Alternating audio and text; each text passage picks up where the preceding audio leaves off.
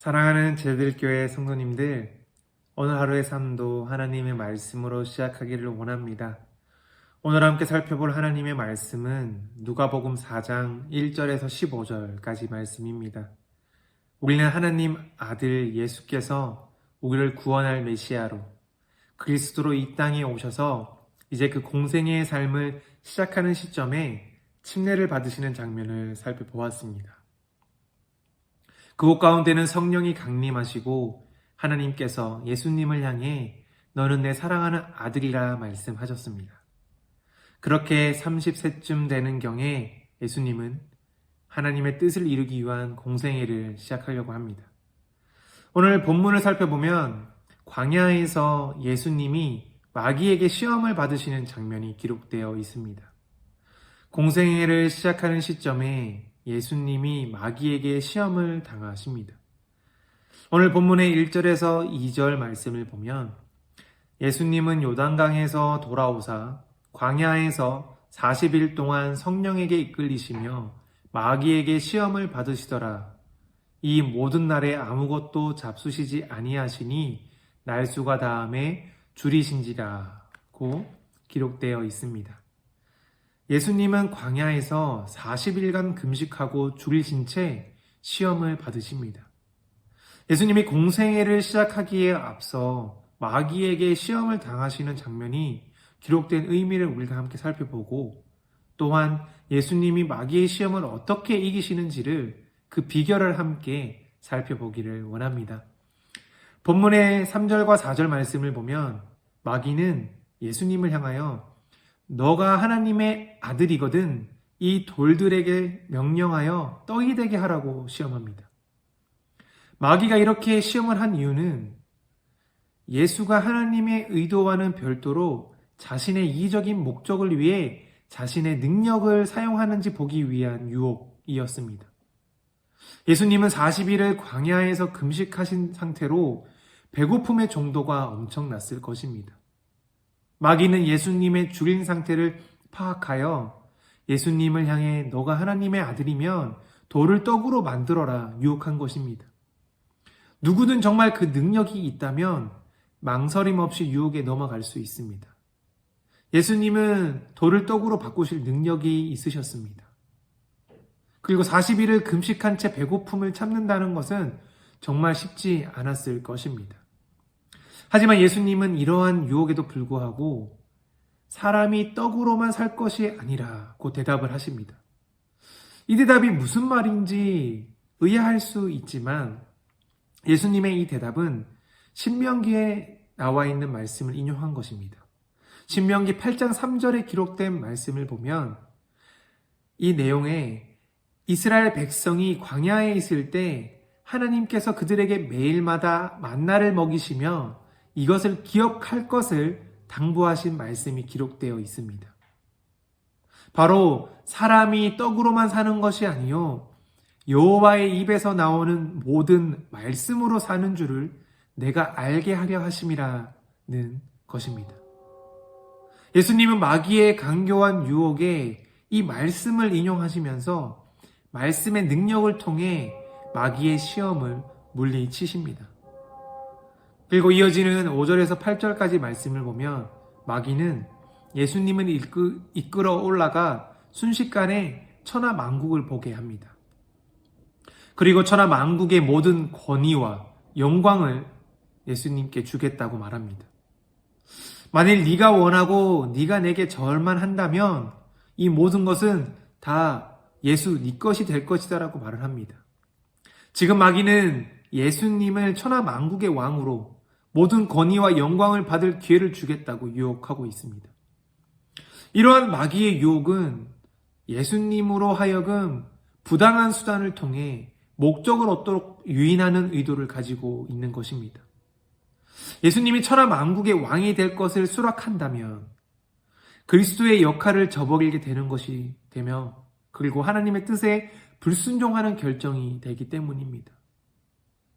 하지만 예수님은 마귀가 유혹하는 이 부당한 수단에 넘어가지 않으십니다.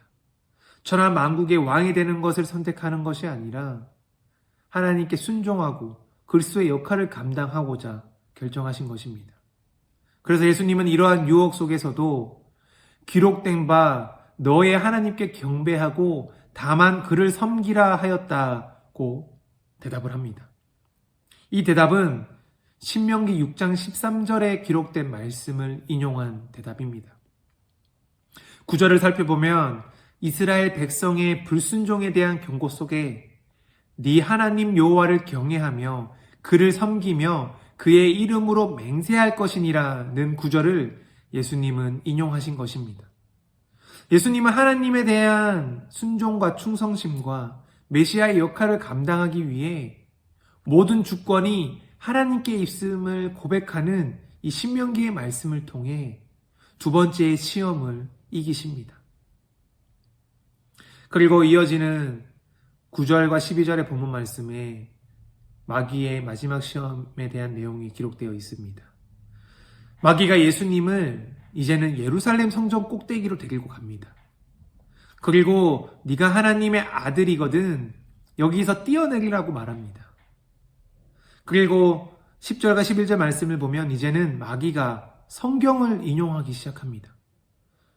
말씀을 보면 기록되었으되 하나님이 너를 위하여 그 사자들을 명하사 너를 지키게 하시리라 하였고 또한 그들이 손으로 너를 받들어 내 발이 돌에 부딪히지 않게 하시리라 하였느니라고 기록되어 있습니다. 이 사단이 인용한 구절은 시편 91편 11절과 12절의 말씀을 인용한 것입니다. 사단이 성경을 인용하고 있다는 것이 상당히 흥미롭게 다가옵니다. 우리가 성경 말씀이라고 하면 다 우리에게 이롭겠지, 유익하겠지 이렇게 생각합니다. 하지만 마귀는 지금 자신의 뜻대로 예수님이 시험에 넘어가지 않았기 때문에 예수님을 유혹에 넘어지게 하려고 바로 말씀을 인용하고 있다는 점에 우리는 유념해서 보아야 합니다. 예수님은 그가 잘못된 성경 인용으로 자신을 시험에 빠지게 한다는 것을 간파하셨습니다. 그래서 12절 말씀에 주 너의 하나님을 시험하지 말라고 신명기 6장 16절에 인용된 말을 신명기 6장 16절의 말씀을 인용하시면서 대답을 하십니다. 마귀의 잘못된 성경 인용을 예수님은 올바른 성경 인용으로 대답하고 계십니다.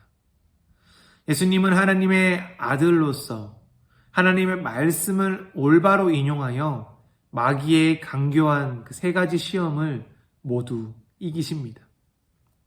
오늘 본문을 통해 살펴본 마귀의 시험은 오늘날 우리가 세상을 살아가며 마주하게 되는 유혹들과 너무나 밀접합니다. 요한일서 2장 16절의 말씀을 보면 이렇게 기록되어 있습니다. 이는 세상에 있는 모든 것이 육신의 정욕과 안목의 정욕과 이생의 자랑이니 다 아버지께로부터 온 것이 아니요 세상으로부터 온 것이라 기록되어 있습니다. 오늘 본문에 예수님이 마귀에게 받은 세 가지 시험을 다시 한 번 더 되돌려 봅시다. 이 세 가지 시험은 방금 우리가 읽은 9절에 나타난 육신의 정욕, 안목의 정욕, 그리고 이생의 자랑이 다 포함되어 있습니다. 요한일서를 기록한 사도 요한은 이 모든 것들은 하나님 아버지로부터 온 것이 아니라 세상으로부터 온 것이라 말하고 있습니다. 예수님이 오늘 본문 말씀에 마귀로부터 받으신 시험은 동일하게 오늘을 살아가는 우리 삶 속에 직면하게 됩니다. 그래서 우리는 오늘 본문 말씀에 기록된 예수님이 마귀의 시험에 승리하신 비결을 발견하는 것이 더욱 중요합니다. 오늘 예수님이 승리하신 비결이 무엇입니까? 오늘 본문에서 발견하게 되는 두 가지 비결은 바로 성령의 충만함과 하나님의 말씀입니다. 예수님은 성령의 충만함을 힘입어 성령에 이끌리어 성령의 능력으로 이끄심을 받으셨다고 기록되어 있습니다. 본인의 자아가 아니라, 본인의 능력이 아니라, 본인의 힘이 아니라 성령으로 충만하여 성령의 능력으로 시험에 임하셨다는 것입니다.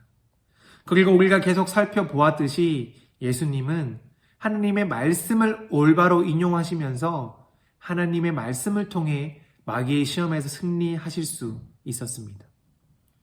예수님이 마귀에게 시험 받으시는 장면, 그리고 그 시험을 성령 충만과 하나님의 말씀으로 승리하시는 장면이 기록된 이유는 이 세상을 살아가는 예수님을 그리스도로 믿으며 살아가는 하나님의 자녀, 바로 우리 모두가 동일하게 세상으로부터 오는 시험 속에서 성령 충만의 그 충만함과 하나님의 말씀만 있다면 능히 그 유혹을 이기고 승리할 수 있다는 것을 보여주기 위함입니다. 우리가 오늘 하루 삶도 승리할 수 있는 비결은 이미 오늘 본문 속에 정답이 나와 있습니다. 다만 우리가 그 삶을 살아내기 위해서는 하나님의 전적인 은혜와 성령 충만과 말씀을 향한 우리의 강한 의지가 필요합니다. 오늘 하루 맡겨진 삶 속에서 저와 성도님 모두가 성령의 충만함과 하나님의 말씀으로 살아내기로 작정하고 나아갈 때에 그 승리의 삶을 누리시는 복된 삶 되시기를 간절히 소망하고 축복합니다.